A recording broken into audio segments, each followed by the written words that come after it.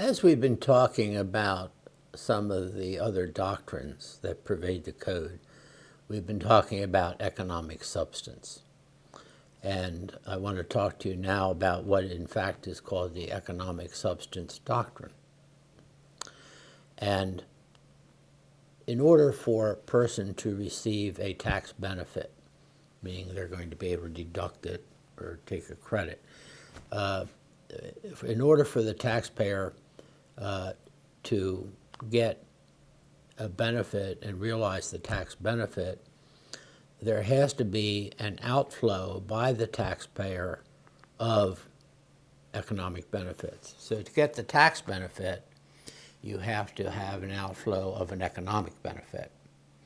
And I'll give you a couple examples. One of the problems that you run into, sometimes these are things that come up that may not pop into one's head automatically.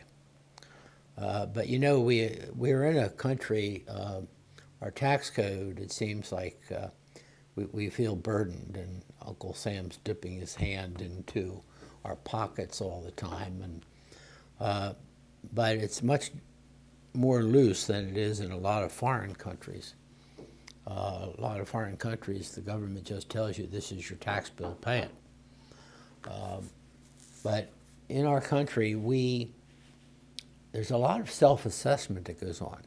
Take, for example, if you sell something, you sell stocks, you sell bonds, you sell real estate, and you fill out your tax return.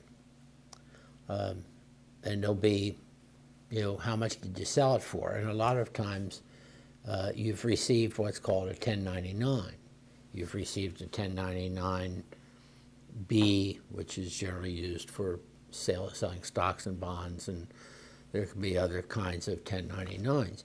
But you put the sales proceeds on your tax return, and then you subtract what's called your cost or your basis.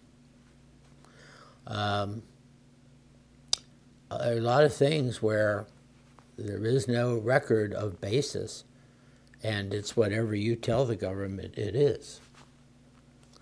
So now, it used to be only back a few years ago when stockbrokers, if they're handling your stocks, the basis, they only had to report to the government what they sold and what it was sold for, not the basis. Now they have to report basis. But a lot of times, if you have stock and you give it to a broker or you change brokers, they're going to rely on you to provide the basis. And I'm not encouraging you to do anything that's not right, but my point is that many things in our tax system in the United States are still a matter of the honesty of the taxpayer.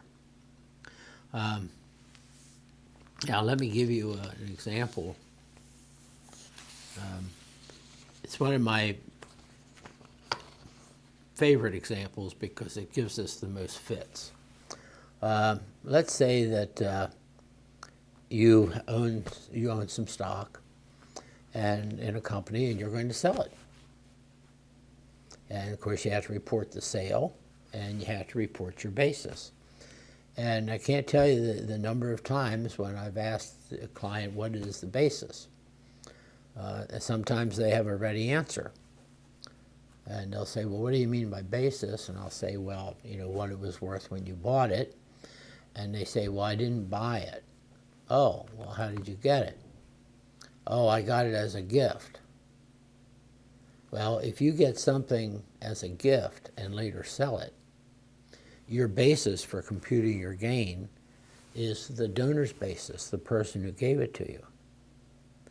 So I'll say, who gave it to you? And I'll say, oh, my Aunt Jane. Oh, when did Aunt Jane give it to you? Oh, it was probably around somewhere in the 1960s.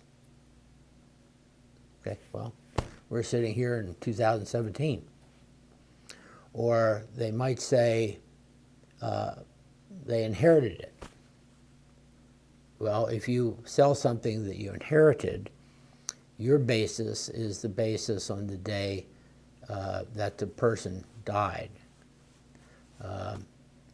So sometimes, and let's say that Aunt Jane gave it to you, and you have that issue, and I'll say, do you have any idea how your Aunt Jane got it? Oh yeah, she got it when her father-in-law died. Well, when did her father-in-law die? Oh, I don't know. I have no idea. Okay, so it can be tough. Now, in most instances in experience, if you make an attempt and do any kind of research, and it looks like you're being reasonable, the government won't give you too much of an argument, if any. But what makes it especially difficult with stocks and bonds is, what about mergers? You know, maybe a person is selling PP&L stock, or and you'll say, okay, well, maybe PP&L had predecessors and they merged. Or what if you owned stock in AT&T years and years ago, and they were divided up by court order and an antitrust decision? Well, all of a sudden you owned, instead of AT&T, you still had some AT&T stock, but now all of a sudden you owned stock in, you know, whatever it was, Bell of Pennsylvania, Southwest Bell, whatever. And so it can be tough. But I think if you make a reasonable effort, there's a lot of research, or there's a lot of reference points where you can go back, and if somebody tells me they got it as a gift in 1958, and a lot of times what we'll do is just you can get reference materials and it'll tell you what the stock was valued at that date. So as long as you make an effort. But again, what happens is you just have to be careful when trying to come up with the definition of basis. Thank you.